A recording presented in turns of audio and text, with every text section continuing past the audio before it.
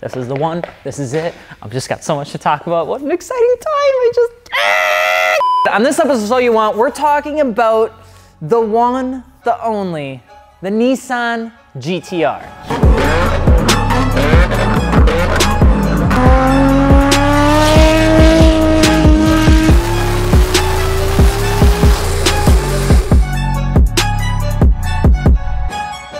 Hey guys, what's going on? It's Alex from Fitment Industries, and you're watching another video of So You Want, and I don't actually have a good segue, so let's just get into it. Allow us to share the cover page of this video. We're gonna be talking about like a brief history of the GT-R, not the Skyline. Sorry guys, I know it's sad. You're sad, I'm sad. Everyone that watched Game of Thrones is sad. We get it. It's a thing that just makes you go, oh, you know? Then we're gonna go into the lovely platforms, including the OG, Jon Snow, the R32, the Brienne of Tarth, the R33, the Daenerys Targaryen, R34, and the Hound, the R35. If you don't watch Game of Thrones, none of those references are gonna make any sense, and you're probably not even gonna laugh, and hopefully you didn't leave yet, because sometimes I just say things and they're not that funny. So let's just do it. Let's take it back to 1957. Prince Motor Company produced the Skyline and sold about 34,000 units. It wasn't anything that we really know and love now, but it was still a pretty good looking car. It came in plenty of body styles, some cute little engine sizes, and was either cruising the streets with a 3-speed automatic or a 4-speed manual. Either way, it wasn't until Nissan merged with Prince before it started carrying the new badge. However, these were all just called Skylines. Slow down there, bud. Let's just talk about the things that were happening around this time. So our boy Buzz Aldrin was up on the moon when the first true debuted Nissan Skyline GT-R debuted. I said it twice because it's just that important. In February of 1969, dubbed the PGC-10 internally and the Hakosuka by the world, it was an immediate success. Hako meaning box and Suka meaning skyline. Boom. You know Japanese, I know Japanese, the more you know. It only took me, you guys yelling at me, saying words wrong. Allow me to teach you something about the original GT-R. Besides the fact that it was an utter monster on the track, it's impossible to get your hands without donating a nut to the Nissan gods.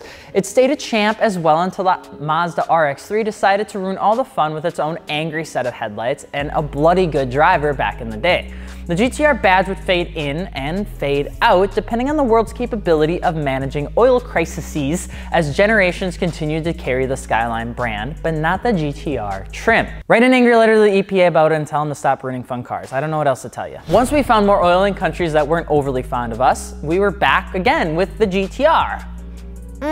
Enthusiasts win, they take another dub. The R32 GT-R was officially produced in 1989 and was specifically built to compete with Group A rules against the Porsche 944. The R32 GT-R had a pedigree of racing capabilities, and even with the gentleman's agreement of Japan to keep it right around the 276 horsepower, the car was still a platform of scary capabilities. Take it to the current day, the R32 was the first Skyline that was not the R35 to come into our lives and give us a taste of the Japanese trim level thing. It was just like an initial, it was beautiful. It was like rolling a 20 on a 20-sided die. It was like the initial reception of the R32 in the USA was a massive success. Using the HTSA 25-year rule, this meant getting your hands on one became much easier. And when the internet's growth of international sales, you could actually pick up the necessary parts and pieces to keep the car running without having to worry about large repair costs. That paired with the fact that the GT-R motor platform was already being used by enthusiasts as commonly swapped motors, it gave people like you and people like me an already existing aftermarket community by the time the car was actually able to be imported as a whole. So you want an R32 GT-R? Well, let's just hope that you got one a few years ago when they were actually $20,000. Since then, the price has actually appreciated, with them becoming more difficult to find in good quality, which is actually a little bit interesting. Not a lot of people thought that the price would go up on a car that you could import now for not a lot of money.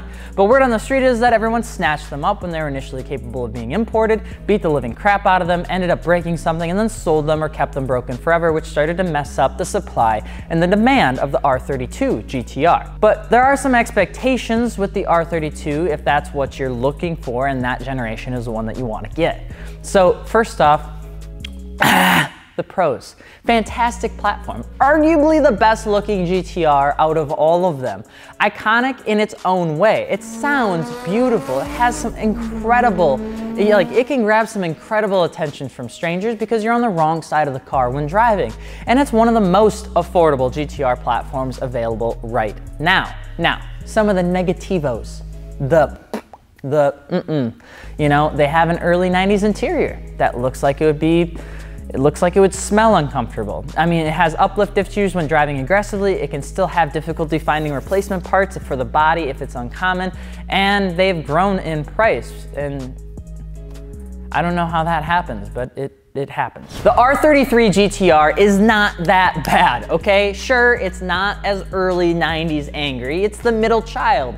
It's underappreciated and it's not understood, okay? It's a wee bit thick, but that doesn't mean you can fat shame him, leave him alone. It's completely fine to be a little bit larger. It's 2019, you can do whatever you want. The R33 was introduced in 1993 and had some substantial improvements over its predecessor. The GT-R was beefed up as well. It was longer, sleeker, softer. It was a Japanese fighting machine. It was longer, girthier, and had better aerodynamics that paired with some days at the gym for weight reduction allowed it to clear the Nürburgring in 21 seconds faster than the R32 GT-R. Now, the R33 has a weird vibe about it. It's overshadowed by the massive success of the R32 and the legacy in the States that the R34 had. The R33 never really had any major spotlight when it came to the automotive community, even though it was a fantastic platform. Stop being mean to the R33. It didn't matter that the R33 GT-R had a longer wheelbase, it had the super Hikas, it had the upgraded internals and LSD responsiveness improvements. The R33 GT-R just isn't as loved in the States, but it should be. It's loyal to the brand. It's a great platform. It's not that thick. It's incredible. It's so good looking. The R33 and GT-R Midnight Purple, beautiful. Pros to the R33 GT-R, well, it's not a typical R32, which makes it more desirable to some. It has technical improvements over the R32. It came in more colors than just silver. It just became importable. It is a larger vehicle for those that want to do more aesthetic modifications to make it a bit more aggressive. And when cars are just a little bit bigger, you can have a little bit more fun with them in terms of overall design and modification. Cons to an R33 GT-R, well, that's a tough one. The R33 had body changes done to it, so sourcing is actually much more difficult if you're new to import purchasing as well. They don't have the same community behind them as they do with the R32, which can make them more difficult to learn the car with actually just driving or without actually diving headfirst and learning by mistakes. Oh, wait a second. Why don't I just find y'all a fourth and we settle this on the streets, huh? Bring him on. Anybody I want. Rilo. On to the biggest and baddest, the biggest, the one that everybody loves, the one car in the Too Fast, Too Furious scene with like Brian O'Connor rolling up in the beginning like a big baller. Blaring that song to cruise, I remember so many times in my Audi A6 thinking I was him. You know the scene? It's got Ludacris just blasting the beats, the blue underglow, the scene on the bridge, like, we all did it. I thought I was that guy too because I was driving a 2001 Audi A6 at the time with some smoke taillights, and if he can do it, why can't I? The R34 GT-R is iconic for many reasons, mostly because of its fame during the Fast and Furious, Paul Walker days. You see, that's kind of gets some people mad, but the GT-R R34 also has a huge pedigree of racing and sport as well. So there's a lot of things going right for this, because in 1999, the GT-R did reappear with a beautiful new face that made angels cry and car enthusiasts wet. The R34 GT-R was the biggest and largest dream car for plenty of enthusiasts that were born in the 90s. The car itself had a multi-function display, which was revolutionary for the time. It had ball-bearing core turbos. It was like a revised chassis and had perfect circular taillights. They're so good looking. The R34 GT-R was popular in its Japanese habitat, but a cultural craze in the United States is what really began to blow it up for us. People that could afford the generation of this Skyline boasted these cars having incredible performance, reliability, and compete with some of the best in its class and even the class above it. Unfortunately, the car is still an overseas exclusive thing, which makes it nearly impossible to have one before 2024. I'm sorry. But let's just say for convenience sake, you managed to come across one of the dozen R34 GT-Rs that the US government pardoned from the Motor X scandal. What should you expect? First off, you got a lot of money, kid. You got you're loaded. I'm proud of you.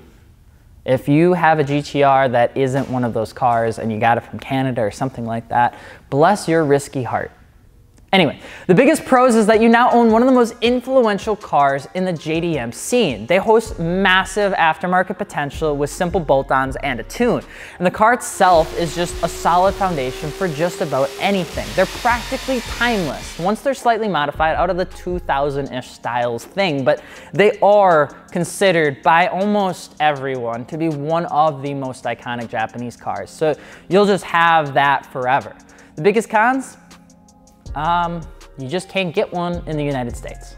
And if you can, you're paying Lamborghini money or McLaren money or anything in that price range. But it doesn't end there. Just like the one Fast and Furious movie that you really didn't want to come out, it came out anyway. Just kidding, because this is the one that we actually, a lot of us also know and love. The Nissan GT-R that we now know is the one that started by Nissan without the Skyline name, but the GT-R badge. It came into the scene like Muhammad Ali and just came out swinging. The aftermarket community took this car and immediately began blowing it up with modifications. The GT-R R35 is the car that most of us also know and love, and it's contrary to a lot of people, one of the best platforms to build on. And it's probably the #1 car to purchase if you're into that sort of thing for around $50,000. So what are the pros to an R35? Well, okay, here you go.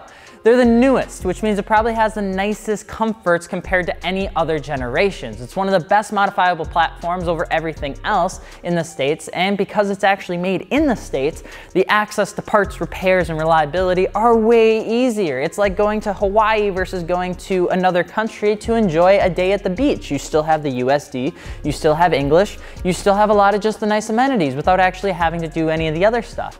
And it's one hell of a daily with the proper modifications. But what about the cons? What about the little cons, you know?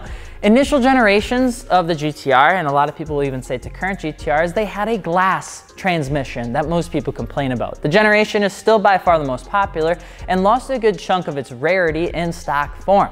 People have created this counterculture cult of not liking GT-Rs because of how good they are. And I don't really get that either, but that's a thing. The earlier models still have a very Nissan interior that leaves some to be desired, and the earlier models haven't aged as well as the previous generations, which requires modification to keep them looking sharp.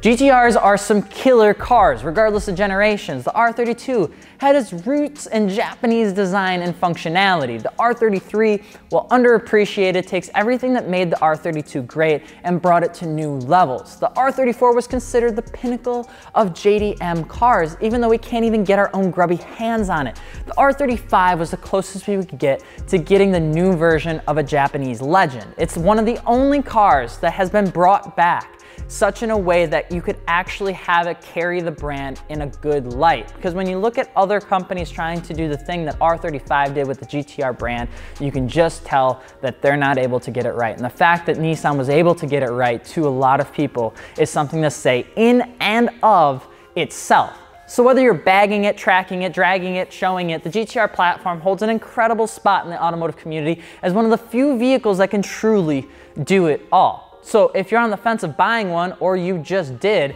drop a comment on how it's been for you, and don't forget to subscribe and hit the bell button because it helps us out a ton. If you're looking for wheels, tires, suspension, check out fitmentindustries.com.